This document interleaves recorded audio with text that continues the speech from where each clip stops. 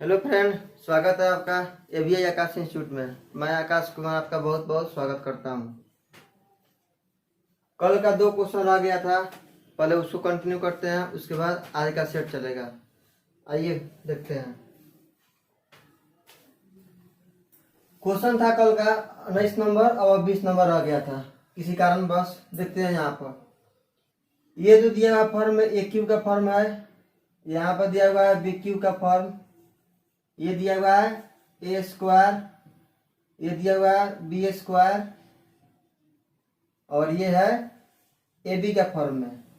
कुछ याद पड़ रहा होगा देख के। यहाँ पर ए क्यू माइनस बी क्यू का फॉर्मूला क्या होता है? ए माइनस बी, यहाँ पर लिखे तो A cube minus B cube का formula A minus B A square plus A B plus B square. सही है। यहाँ पर यही मान यहाँ पर रख देंगे इसको, तो यहाँ पर रखेंगे, ऊपर रखेंगे तो ये क्या हो जाएगा? A square plus A B plus B square, इससे कट जाएगा, अर्थात ए माइनस बी बचेगा। ए माइनस बी के मतलब 4 5 8 माइनस 2 3 9, इसको घटाएंगे तो 2 1 9। यही मेरा आंसर हो गया। ठीक है, चलिए नेक्स्ट क्वेश्चन देखते हैं। x इक्वल टू इतना है और x y इक्वल टू इतना, तो मान निकालना था x प्लस वाई का मान निकालना है। ठीक है, उम्मीद है कि बन गया होगा। ये बहुत आसान क्वेश्चन है, दोनों को केवल ऐड करना है। √5 प्लस √3 बटा √5 प्लस माइनस √3। ठीक है, √5 माइनस √3 बटा √5 प्लस √3। ठीक है, दिखाई दे रहा है ना? राइटिंग सही है। चलो यहाँ पे हो गया। उसके दोनों को क्या करेंगे? एलसीएम लेते हैं। एलसीएम में होगा √5 माइनस √3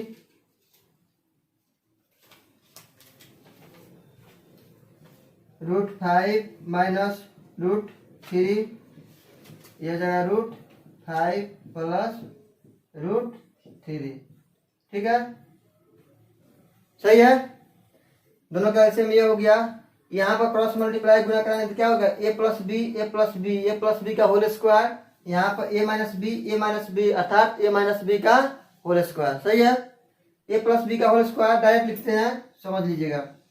ए स्क्वायर प्लस बी स्क्वायर, तो 8 डायरेक्ट हो जाएगा।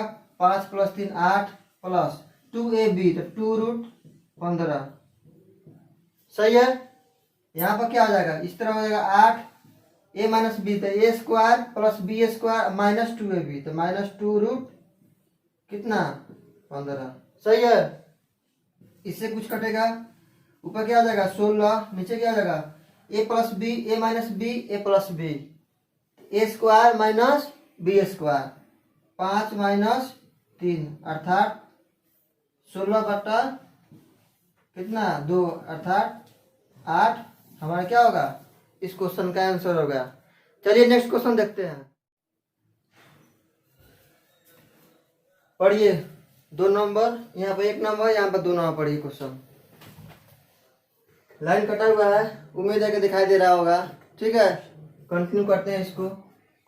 p इक्वल टू 101 दिया हुआ है। ठीक है, तो मान निकालना है, स्क्वायर रूट में है ये, p into P square minus 3p plus 3 bracket बंद -1 का मान निकालना है। ठीक है, आइए बोर्ड पर आइए। इसको अगर मल्टीप्लाई कराते हैं यहाँ पर, तो रूट में क्या हो जाएगा? यहाँ पर P Q minus 3p square plus 3p, bracket हट जाएगा, ये माइनस हो जाएगा। ठीक है, कोई दिक्कत नहीं होना चाहिए। ध्यान से देखें तो ये कुछ सेट हो रहा है। जब भी ऐसा क्वेश्चन आए, इसका मतलब वो फॉर्मूला पर सेट रहता है, तभी ऐसा क्वेश्चन पूछा जाता है। अब आप पूछते हैं ए माइनस बी का होल क्यू क्या होता है? A cube minus B cube minus 3ab होता है into A plus B A minus B, sorry. सही है, ये गुना हुआ 3ab, तो 3ab गुना करेंगे, इससे हो जाएगा 3 आ जाएगा, और इससे गुना हो जाएगा तो प्लस 3p आ जाएगा।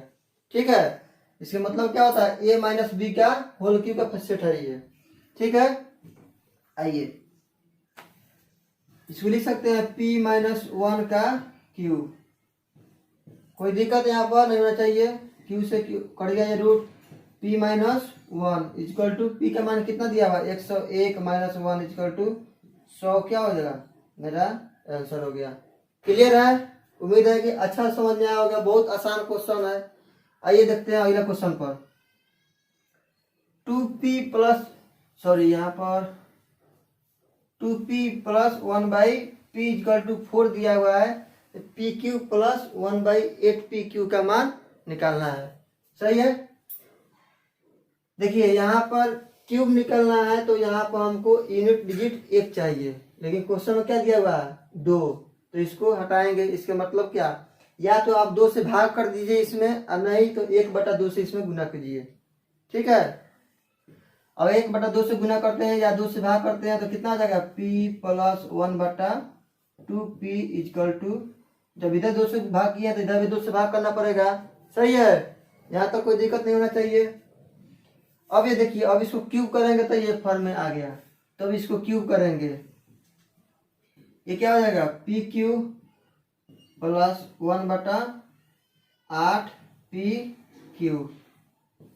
क्या होता है इसका, इधर वाला का क्यूब करते हैं 2 का क्यूब अब माइनस 3 इंटू 2 करते हैं। ये क्या ये सही है? सही नहीं है। क्यों? जब यहाँ पर यूनिट डिजिट अगर यहाँ पर p है और यहाँ पर भी 1/p होगा तब इसके लिए होता है ये, लेकिन जब यहाँ पर 2 हो चाहे यहाँ पर 2 जो भी हो उसको क्या कहता है, पढ़िएगा आपको अलजेब्रा में। यहाँ पर इसको जो भी इसका यूनिट डिजिट रहता है उससे गुना कराया जाता है। एक्चुअली में यहाँ पर क्या होता है ए बी होता है।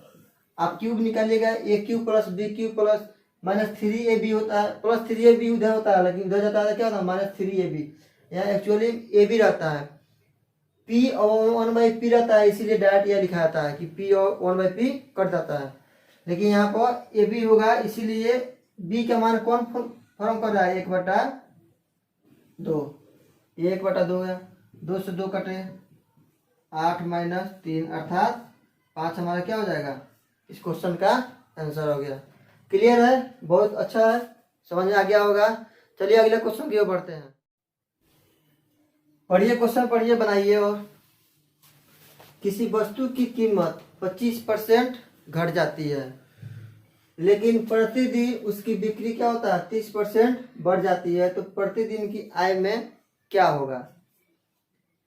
25% का फ्रैक्शन क्या होगा 1/4, मतलब पहले अगर 4 था तो अब क्या होगा घट के उसका 3 हो गया होगा। सही है? उसके बाद क्या होता है उसे प्रतिदिन उसकी बिक्री में क्या होता है 30% की बढ़ोतरी, 30% का फ्रैक्शन 1/10। अगर ऐसा देख रहे हैं यहाँ पर 4 से यहाँ पर 3 हो जाती है, अगर 10 से तो कितना हो जाएगा ये 13 हो जाएगा। यहाँ तक कोई दिक्कत नहीं होना चाहिए। पहले ये था 40, उसके बाद क्या हो गया 39 हो गया घट के। इसको मल्टीप्लाई कराएंगे ना इसको। सही है? करा उसे प्रतिदिन आय में क्या होगा, तो क्या हो रहा है आय में उसको 1 की कमी हो रहा है, तो 1 की कमी कितना पर 40 पर, तो 100 पर कितना 5 2 2.5%। सही है? इतना अच्छा कंसेप्ट आपको YouTube पर शायद कहीं मिले, हमको नहीं लगता है कि इतना आसान से इतना प्रेम से कोई समझा सकता है। ठीक है? चलिए नेक्स्ट क्वेश्चन देखते हैं। पढ़िए क्वेश्चन। अगला क्वेश्चन है वार्षिक परीक्षा में, परीक्षा होता है वार्षिक परीक्षा में अंकिता को गणित में एकता से 10% अंक कम प्राप्त होता है। यदि अंकिता को 81 अंक प्राप्त हुआ तो एकता को कितना अंक प्राप्त हुआ होगा। मान लेते हैं यहाँ पर अंकिता यहाँ पर हो गया और एकता यहाँ पर हो गई, एकता हो गई यहाँ पर। ठीक है? बोला 10% अंकिता को कम प्राप्त हुआ। 10% के फ्रैक्शन क्या होता है 1/10। अगर एकता को 10 मिला हुआ तो अंकिता को कितना मिला होगा 9, एक कम हुआ। ठीक है, अंकिता को क्वेश्चन दिया हुआ कि अंकिता को कितना अंक प्राप्त हुआ 81 अंक प्राप्त हुआ। 81 अंक प्राप्त हुआ कितना 9 यूनिट बराबर 81, तो 1 यूनिट बराबर 9, तो 10 यूनिट बराबर कितना 90। ठीक है, ठीक है, चलिए आगे बढ़ते हैं। पढ़िए, क्वेश्चन बन गया होगा, उम्मीद करता हूँ कि क्वेश्चन आपका बन गया होगा। आइए देखते हैं इसको। एक परीक्षा में उत्तीर्ण होने के लिए 40% अंक चाहिए। कंपल्सरी है कि 40% अंक आएगा तो पास अथवा फेल। एक प्रतियोगी को, एक स्टूडेंट जो है 220 अंक प्राप्त हुआ और वो फेल हो गया। कितना अंक से 20 अंक से असफल हो गया। तो पूछ रहा है परीक्षा में अधिकतम अंक कितना था या कितना है। आइए, बहुत आसान क्वेश्चन। परसेंटेज का सबसे बेहतरीन से बेहतरीन क्वेश्चन देखा जाए तो ये है। बहुत लोग इसमें कंफ्यूजन करता है। आइए बहुत इजी वे में समझते हैं इसको। क्वेश्चन क्या है, पहले लैंग्वेज समझिए। अगर वो 40% तो कंपल्सरी है 40% लाना है बस। अगर इससे कम आएगा तो क्या हो जाएगा, बंदा फेल हो जाएगा। तो एक बंदा 220 अंक ले आए और कितना नंबर से असफल हो गया, 20 अंक से असफल हो गया। अगर वो 20 अंक उसको और आते तो क्या होता, वो पास होता। तो 240 प्लस 20 अर्थात 240 नंबर उसको आता तो लड़का क्या होता, पास में शामिल हो जाता अर्थात सफल होता। सही है, कोई दिक्कत नहीं होना चाहिए। बेसिकली ये 240 किसके बराबर होगा, क्योंकि अनिवार्य कितना है 40% नंबर लाना है। तो बेसिकली तो यही तो अनिवार्य 40% इक्वल टू कितना 240। तो 1% इक्वल टू कटेगा कुछ 6 से, 1% इक्वल टू 6। तो 100% इक्वल टू कितना हो गया 600। यही हमारा क्या हो गया 600 अंक। क्या है, अधिकतम 600 अंक है। ठीक है, अब इसे जो चाहे जो निकाल सकते हैं। 600 का एग्जाम उसका हुआ, 40% लाना जरूरी था, 220 अंक ले आए तो 20 अंक से वो असफल हो जाता है। तो 240 नंबर आए तो क्या होगा, वो व्यक्ति पास हो जाता है। अर्थात 600 अंक का टोटल एग्जाम होगा। चलिए नेक्स्ट क्वेश्चन देखते हैं। चलिए नेक्स्ट, पिछले वित्त वर्ष एक कार कंपनी है जो इतना कारें बेची, 41,800 कार बेची। इस वर्ष अब प्रेजेंट 5,1300 कारें बेचने का लक्ष्य है। तो बिक्री में कितना परसेंट बढ़ाना होगा। पिछला वर्ष जो था लास्ट ईयर और ये जो है प्रेजेंट ईयर। ठीक है, तो पिछला साल जो था इतना कार बेची। अब इस साल क्या हुआ कि कार बेचाएगा कितना, इतना बेचने का लक्ष्य है। तो पूछ रहा है क्वेश्चन कि बिक्री में कितना परसेंट बढ़ाना होगा। यहाँ से यहाँ कितना परसेंट बढ़ाना होगा। काटेंगे 2 जीरो से 2 जीरो, 513। ठीक है, कटेगा कुछ 12 13 नहीं कटेगा। इसमें से घटाएंगे इसको, कितना कम हुआ 5 9, यही हुआ ना 95। कितना से कम हुआ, पूछा है कितना बढ़ाना होगा। तो कितना से कम हुआ, अच्छा बढ़ाना है तो बढ़ाना, इसे बढ़ाना होगा, इसी तरह बढ़ेगा।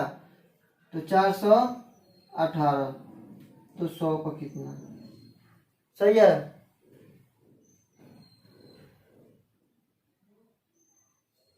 कटेगा कुछ 4 4 13। देख लीजिएगा जो आएगा आप सॉल्यूशन कीजिए।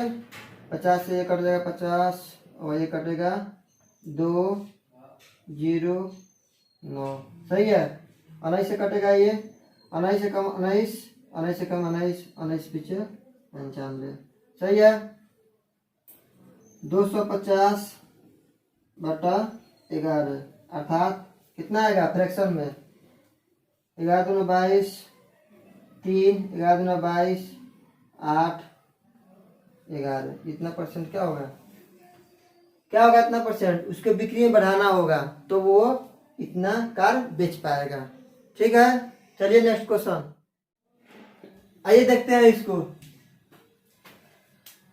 बताए थे यहाँ पर कि x plus 1/x equal to, अगर 2 हो तो हमेशा क्या होगा? x का मान हमेशा 2 1 रखेंगे यहाँ पर। ये है यहाँ पर sine theta plus 1/sin theta equal to क्या होगा? 2। क्यों 2 होगा? क्योंकि ये अगर दिया हुआ क्वेश्चन ये दिया हुआ है तो वह इसका भी मान 1, इसका भी मान 1। हमेशा याद रखना है कि जब भी इस फॉर्म में आए, अगर क्वेश्चन को भी पूछे x के पावर 46 प्लस 1/x के पावर 46 पूछे तो क्या होगा? आंख मूंद के 2 मारना है। आंख मूंद के 2 नहीं, मतलब कहने का मतलब कीजिए ऐसा क्वेश्चन दिखाई दो तो 2 मार दो तुरंत। अब आंख मूंद के नहीं मार देना है पेपर में जाके। ठीक है, वही पूछ रहा है यहाँ पर। अगर x के पावर n प्लस 1/x के पावर n हो, अभी बताया यहाँ पर जो भी मान हो, ऑड हो, इवन जो भी हो, इसके मान क्या होगा? हमेशा 2। इसलिए पूछा क्वेश्चन के साइन की पावर n हो, यहाँ पर अगर साइन की पावर n या साइन की power n theta plus cosec की पावर n थीटा, अर्थात हमेशा क्या होगा? आंसर 2 ही होगा। चलिए नेक्स्ट क्वेश्चन देखते हैं इसका। Alpha plus theta equal to 7π/12 दिया हुआ क्वेश्चन। tan थीटा बराबर √3 दिया हुआ है। तो पूछ रहा क्वेश्चन क्या? tan अल्फा के मान निकालें। ट्राई कीजिए, बनाइए, कोशिश कीजिए, देखते हैं। अगर tan थीटा का मान √3 है तो पहले देखेंगे क्या कि tan थीटा में √3 मान किसका होता है? तो थीटा का मान लिख सकते हैं यहाँ पर 60 डिग्री, क्योंकि tan 60 के मान कितना होता है? √3। सही है। जब ये थीटा का मान आ गया इतना, तो यहाँ पर रखेंगे थीटा का मान, अर्थात अल्फा प्लस लिख सकते हैं 60 इक्वल टू क्या? 7।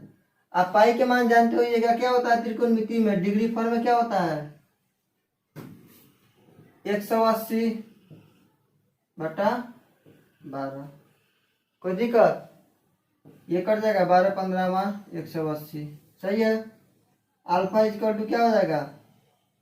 15 7 105 बटा नहीं होगा, कट गया, -8। अल्फा इक्वल टू क्या होगा? 45। सही है। जब अल्फा के मान 45 आया तो tan अल्फा का मान क्या होगा? 1। सही है। अर्थात इस क्वेश्चन का आंसर क्या होगा? 1 होगा। चलिए नेक्स्ट क्वेश्चन को देखते हैं। आइए, केवल मान निकालना है। मान हमेशा याद रखिए, त्रिकोणमिति में जितना भी मान है, साइन कॉस tan 30 हो गया, 45 हो गया, 0 हो गया, जितना भी मान होता है हमेशा याद रखिए। डायरेक्ट इस एग्जाम में क्वेश्चन आता है। मान पूछ रहा है यहाँ पर, तो कोसेक 60, कोसेक स्क्वायर 60 डिग्री का मान कितना होता है? तो साइन 60 के मान √3/2, तो इसके मान 4/3 लिख देंगे। स्क्वायर है तो स्क्वायर लिख देंगे, प्लस डायरेक्ट लिखिए। चलिए फिर से लिखते हैं, 2/√3 लिख सकते हैं क्या होल स्क्वायर, प्लस सेक 60, तो cos 60 के मान कितना? 1/2, तो सेक 60 के मान कितना? 2 का स्क्वायर लिख सकते हैं, माइनस tan 60 के मान कितना होता है? √3, तो cot 60 के मान 1/√3, तो 1/√3 का whole square, plus tan 30 degree, तो 1/√3 का होल स्क्वायर। कोई दिक्कत नहीं होना चाहिए यहाँ पर। यहाँ माइनस में, ये प्लस में, तो यही काट देते हैं। इसको सॉल्व करने के आगे कोई जरूरी नहीं है। तो यह 4/3 प्लस 4 कितना सॉल्व करेंगे? तो 12, 4 प्लस 12/3 अर्थात 16/3। यही आंसर हो जाएगा। अर्थात तोड़ेंगे तो 5 3 15 1 3 6। ये मेरा क्या हो गया? आंसर। देखते हैं आगे। साइन 65 डिग्री बट्टा कॉस 25 डिग्री। बता दें ऐसा क्वेश्चन कि अगर थीटा के मान या ए प्लस बी का मान हमेशा 90 डिग्री हो तो क्या होता है यहाँ पर sine A equal to cos B. बताया था कि नहीं? दूसरा या तीसरा आपको सेट में जरूर बताएंगे ऐसा क्वेश्चन कि अगर ए प्लस बी का मान 90 डिग्री हो रहा है तो गुना भाग जो भी हो sine A equal to cos B अपने आप होता है। इसका प्रूफ भी बताए थे हम। ये दोनों का मान कितना है? 90 है, इसलिए डायरेक्ट कुछ नहीं लिखना है, यहाँ पर 1 लिखना है, 1 डायरेक्ट आंसर होता है। सही है। आता है नेक्स्ट क्वेश्चन। यहाँ पर दिया हुआ है कि साइन थीटा, इसको क्या लिख सकते हैं? कॉस से क्या 1 बटा साइन थीटा गुना tan थीटा। कॉट को क्या लिख सकते हैं? 1 बटा tan थीटा बटा, इसका मान क्या होता है? 1। इससे ये कटेगा, इससे ये कटेगा, बस 1 बटा 1 अर्थात 1 हमेशा आंसर हो जाएगा। सही है। कितना आसान है। बस कैसे बना? फॉर्मूला याद होगा तब, नए फॉर्मूला याद है तो कोई इसका उपाय, कोई सोल्यूशन नहीं है। बस प्रोसेस थोड़ा लंबा हो जाएगा। अगर फॉर्मूला आपको याद है तो 5 सेकंड आपको काफी है, त्रिकोणमिति का कोई भी मान रख के बना दीजिए क्वेश्चन। चलिए देखते हैं आगे। आइए पढ़िए इसको। ज्योमेट्री का सबसे शानदार क्वेश्चन। अगर माध्यिका आप लोग जानते होइएगा, हल्का माध्यिका क्या होता है, तो ये क्वेश्चन तो बन गया होगा अभी तक। किसी त्रिकोण के 3 ऊर्ध्व मतलब शीर्ष वर्टेक्स से खींचा गया दूरी केंद्र पर इतना 4 सेंटीमीटर, 6 सेंटीमीटर, 8 सेंटीमीटर है तो छोटी माध्यिका ज्ञात करें। देखिए इधर ध्यान दीजिए, बहुत ही इंपॉर्टेंट क्वेश्चन। अगर ये त्रिभुज है, क्या है? त्रिभुज, तो इसका वर्टेक्स क्या होता है? ये होता है यहाँ से यहाँ खींचा गया, यहाँ से यहाँ खींचा गया, यहाँ से यहाँ खींचा गया, यही वर्टेक्स होता है। तो क्या कहलाता है हमारा? केंद्रक, सेंट्रोइड। याद आ रहा है कुछ? केंद्रक, सेंट्रोइड इसको कहता है। अगर मान लीजिए ओ, अगर इसको मान लेते हैं ए बी सी, तो पहला दिया है मान लो 4 6 8, तो पूछ रहा है ये छोटी माध्यिका बताओ कि इसमें ये माध्यिका छोटी है या ये है कि ये है। ठीक है। अगर इसको हम थोड़ा हल्का बढ़ा देते हैं आगे में, क्या इसको आगे बढ़ा देते या इसको आगे बढ़ा दे, तो हम जानते हैं कि किसी भी त्रिभुज से खींचा हुआ दूसरे पर परपेंडिकुलर होता है। माध्यिका क्या होता है? किसी भी त्रिभुज पे शीर्ष से खींचा गया दूसरे लाइन पर, वो लाइन सेंटर को क्या कहती है? केंद्र को 2:1 में विभाजित करती है। पता है ये नियम होता है कि किसी भी त्रिभुज के शीर्ष से खींची गई माध्यिका केंद्र को क्या करती है? हमेशा 2:1 में विभाजित करती है। ठीक है। अगर इसमें जिसको मन उठा ले, अगर यहाँ पर 2 है तो अगर इसको उठा लेते हैं तो 2 यूनिट इक्वल टू कितना? 4, तो 1 यूनिट बराबर कितना? 2। सही है। जब ये 2 आया तो जिसका मान उसको लेते हैं। अगर यहाँ पर इसको यहाँ पर करते हैं तो इसको क्या बटेगा? 2 यूनिट बराबर 6, तो 1 यूनिट बराबर 3। सही है। अगर इसको बांटेंगे तो 4 आ जाएगा, तो यहाँ पर 3 आएगा, तो 3, ये 3 है, अगर इसको 3 लेते हैं तो 1 यूनिट बराबर 2, तो 2 यूनिट बराबर कितना हो जाएगा? 6। तो सबसे छोटी माध्यिका क्या हो जाएगा हमारा? यही हो जाएगा 6। सही है। चलिए नेक्स्ट क्वेश्चन देखते हैं। आइए, क्वेश्चन है ओ केंद्र वाले वृत्त की त्रिज्या की लंबाई कितना है? 5 सेंटीमीटर और जीवा की लंबाई 8 सेंटीमीटर हो तो ए बी जीवा से ओ की दूरी ज्ञात करें। अगर एक वृत्त देखते हैं, यहाँ पर वृत्त ये हो गया वृत्त। अगर ये क्या होता है? सेंटर मान लेते हैं सी या ओ मान लेते हैं, क्वेश्चन दिया हुआ ओ तो ओ मान लेते हैं, कोई दिक्कत? कह रहा है कि यहाँ से कितना है? इसको 5 सेंटीमीटर त्रिज्या की लंबाई है। ठीक है। कह रहा है ए बी एक जीवा है, तो मान लेते हैं कि ए बी जो है क्या है? एक जीवा है। ये हो गया ए, ये हो गया बी, ये भी एक जीवा है। तो हम जानते क्या है, किसी वृत्त का केंद्र से जीवा पर खींची गई लाइन परपेंडिकुलर होता है और एक दूसरे से को बराबर भागों में बांटती है। सही है।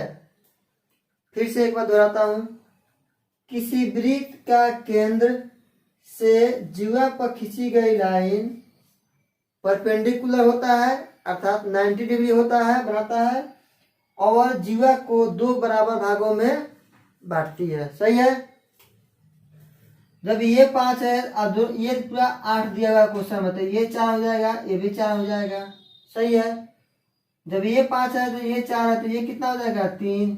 ट्रिपलेट बनाती है ना समकोण त्रिभुज, पाइथागोरस ट्रिपलेट हो गया।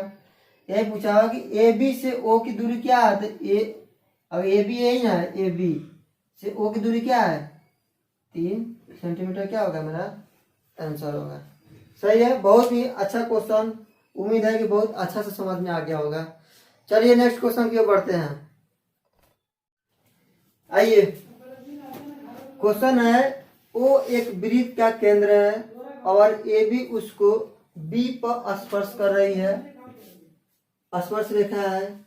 यदि ओ बी 3 सेंटीमीटर, ओ ए 5 सेंटीमीटर, तो ए बी की लंबाई ज्ञात करें। ध्यान दीजिए, ज्योमेट्री ऐसा चैप्टर है कि समझिए, अगर फिगर बना लिए तो क्वेश्चन बन गया, अगर फिगर नहीं बना तो नहीं बनेगा।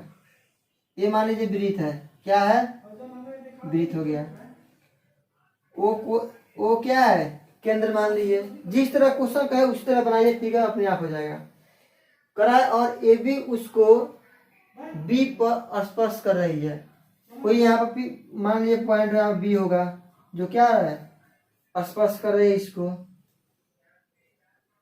ए बी पर, तो ए को यहाँ बढ़ा देंगे। ठीक है, कोई दिक्कत नहीं होना चाहिए। स्पर्श रेखा है, तो यहाँ पर जैसे यहाँ देखिए, और इसको मिला देते हैं। ठीक है, इसको मान लेते हैं ए, कोई दिक्कत। अब फिगर देखिए और मैच कराइए कि सही है कि नहीं। वो एक केंद्र है वृत्त का, ए बी उसको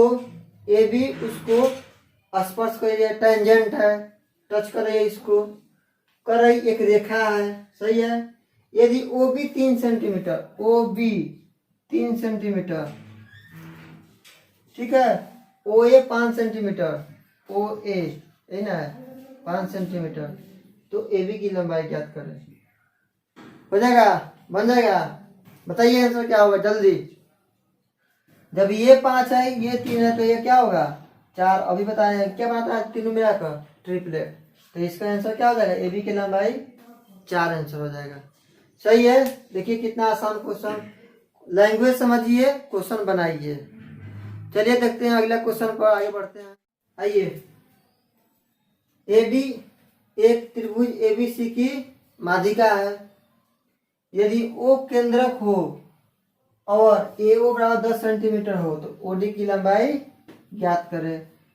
मान लीजिए कि ये त्रिभुज हो गया, ये हो गया ए, ये हो गया बी, ये हो गया सी। अभी जस्ट बताए हैं क्वेश्चन को, अगर आप बनाना चाहते हैं तो तुरंत बनाइए, दिखाइए जल्दी कि आंसर क्या होगा। एडी बोल रहा है एक माध्यिका है।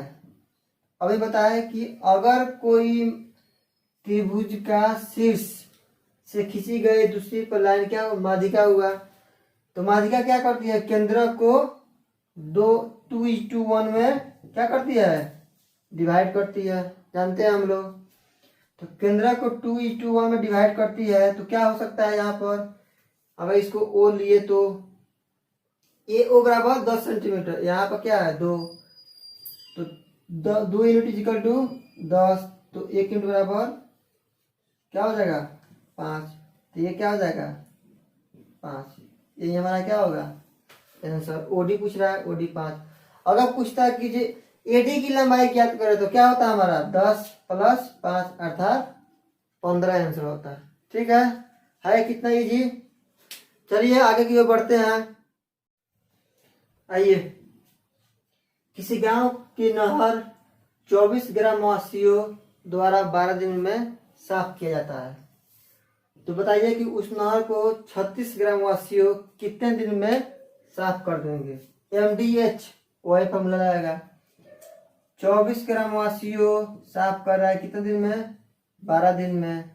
तो पूछ रहा है कि 36 ग्रामवासियों कितने दिन में साफ करेगा। 3 यहाँ से 8 डी बराबर क्या हो जाएगा 8 दिन आंसर हो जाएगा। ठीक है, चलिए आगे की ओर बढ़ते हैं। आइए, एक गोला को दो विभिन्न घनों को क्रमशः बाहर और अंदर स्पर्श करती है। एक गोला है जो एक घन के बाहर है और एक घन के अंदर है जो उसको बिंदु से स्पर्श करती है, टच करती है। इन घनों के आयतनों का अनुपात ज्ञात करें। बहुत ही शानदार क्वेश्चन, बहुत ही अच्छा। अगर ये घन है, घन क्या होता है, ये घन हो गया,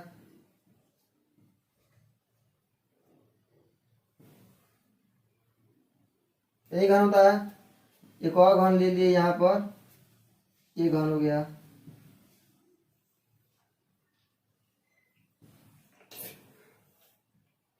ठीक है, दो घन हो गया। कह रहा है कि ये गोला है, ये गोला जो है इसके अंदर है।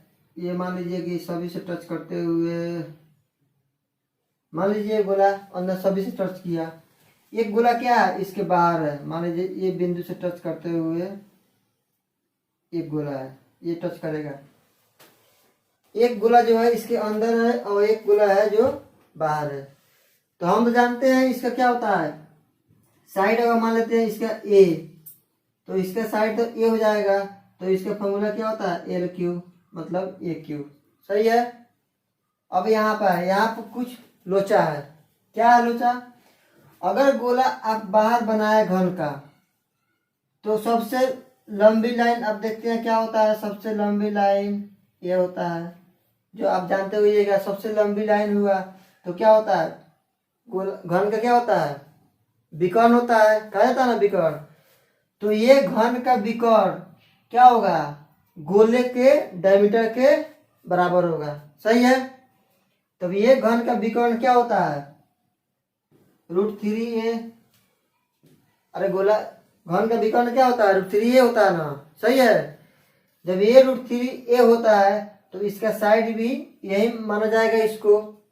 तो इसका क्यूब निकालते हैं तो क्या होगा, अगर a√3 का क्यूब निकालते हैं तो ये भी एक क्यूब, दोनों का आयतन हो गया।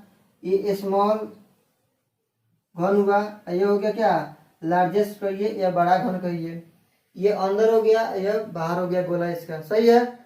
यही दोनों का पूछ रहा है कि आयतनों का अनुपात ज्ञात करें। तो इसका तो एक क्यूब सही है, इसको सॉल्व करेंगे तो क्या होगा, एक क्यूब और √3 को 3 में गुणा करेंगे तो क्या हो जाएगा, 3√3। सही है। एक क्यूब से एक क्यूब कर देगा 1:3√3, यही हमारा क्या हो जाएगा, आंसर हो जाएगा। समझ में आया होगा बिल्कुल। चलिए आगे की ओर बढ़ते हैं। फिर आइए अगला क्वेश्चन देखते हैं। 9 सेंटीमीटर त्रिज्या वाले एक ठोस गोलक को पिघलाकर 6 सेंटीमीटर त्रिज्या वाले बेलन बनाया जाता है। ठीक है। तो क्वेश्चन इस प्रकार बने बेलन की ऊंचाई ज्ञात करें। आइए, बहुत आसान क्वेश्चन बताए थे मेंसुरेशन में क्वेश्चन में। अगर क्वेश्चन में पिघला कर बात आ जाए, पिघलाना, तो क्या होता है, हमेशा आयतन की हो जाते हैं, सब कुछ छोड़ देते हैं। अगर गोला के आयतन देखते हैं तो यहाँ पर 9 सेंटीमीटर त्रिज्या वाले, तो R बराबर मान लीजिए 9 सेंटीमीटर। और बेलन का क्या दिया हुआ है, त्रिज्या 6 सेंटीमीटर। सही है। गोला के आयतन क्या होता है, 4/3 πr³, 4/3 πr³, 9 × 9 × 9। कोई दिक्कत नहीं होना चाहिए। बेलन में क्या होता है, πr², 6 × 6 h। सही है, बराबर है दोनों, क्योंकि पिघला कर नया एक ठोस बेलन बनाया जाता है। पाई से पाई कटे, 6 से 2, 3, 3, 2, 4 से 4 कटे, 3 से 3 कटे, 3 3 9 3 27। इस बराबर क्या हो गया 27। ये क्या हो गया, यही सेंटीमीटर क्या हो, 27 सेंटीमीटर का जो है ऊंचाई वाले ठोस बनाया गया बेलन का। ठीक है, क्लियर है, उम्मीद है बहुत अच्छा समझ में आ रहा होगा। आइए देखते हैं नेक्स्ट क्वेश्चन की ओर। क्वेश्चन पढ़ लिए होंगे, देखते हैं। एक लंबवृत्तीय बेलन की ऊंचाई और कुल पृष्ठ क्षेत्रफल क्रमशः 4 सेंटीमीटर और 8 पाई है। तो बोल रहा है कि बेलन के आधार की त्रिज्या या आधार की त्रिज्या ज्ञात करें। आइए देखते हैं। देखिए इधर तक, ये बहुत अच्छा क्वेश्चन। आर बराबर कितना दिया हुआ है, सॉरी आर नहीं दिया, एच दिया हुआ है। एच बराबर 4 सेंटीमीटर और टोटल पृष्ठ क्षेत्रफल, कुल पृष्ठ क्षेत्रफल मतलब दिया टी एस से, मान लेते हैं टी एस इक्वल टू कितना दिया हुआ है,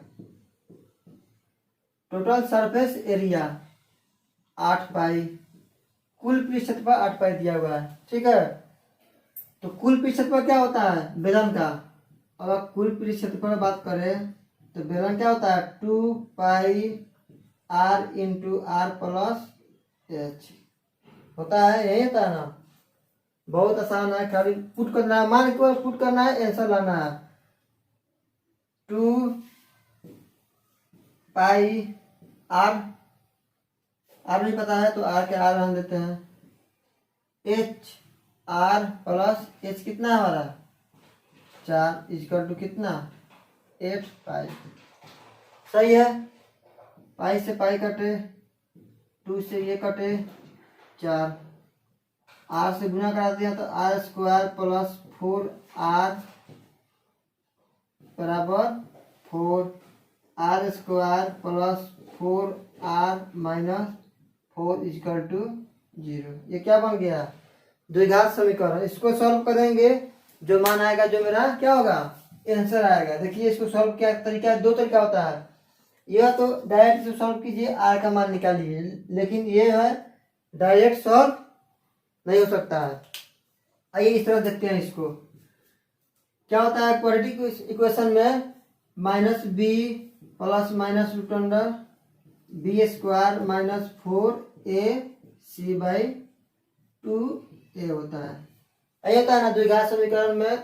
इसका आर निकालना हो तो लिख सकते हैं आर बराबर अल्फा बीटा, जो भी मानना हो मान सकते हैं, माइनस बी का मान कितना है 4 प्लस माइनस स्क्वायर रूट में बी स्क्वायर अर्थात 16 माइनस 4 गुना 1 गुना माइनस 4, सही है, बटा 2 गुना 1। दिखाई दे रहा है नीचे माइनस 4 प्लस, अगर यहाँ पर 16 लेते हैं प्लस 16 बाई 2, क्या लिख सकते हैं इसको माइनस 4 प्लस 32 का स्क्वायर तुरंत 16 गुना 32 4 रूट 2, कोई दिक्कत 2, और इसको बढ़ाएंगे तो क्या होगा 2 कॉमन ले लेंगे इसमें से, तो माइनस 2 प्लस रूट 2 बाई 2 से 2 कर गया। इसको क्या लिख सकते हैं 2 रूट 2 लिख सकते हैं माइनस 2। क्यों माइनस 2 हमें भी है, क्योंकि माइनस वाला पहले नहीं रखा था, इसको अंदर भेज दिए, तो इतना हमारा क्या हो जाएगा 2 रूट 2 माइनस 2, सही है। तो आज इतना ही, बस इतना ही आज के लिए। और इस वीडियो से आपको 20 क्वेश्चन 22 क्वेश्चन कराया गया। अगर इस वीडियो से आपको थोड़ा भी आपको सीख मिलता है, थोड़ा भी नॉलेज आपका गेन हुआ, बड़ा नॉलेज, तो जरूर इस चैनल को सब्सक्राइब कीजिए और ये चैनल से जरूर जुड़िए। और इससे भी कंटेंट अच्छा दिया जाएगा, और बेहतर से बेहतर मेरे तरफ से जितना हो जाए बेहतर से बेहतर कंटेंट दिया जाएगा।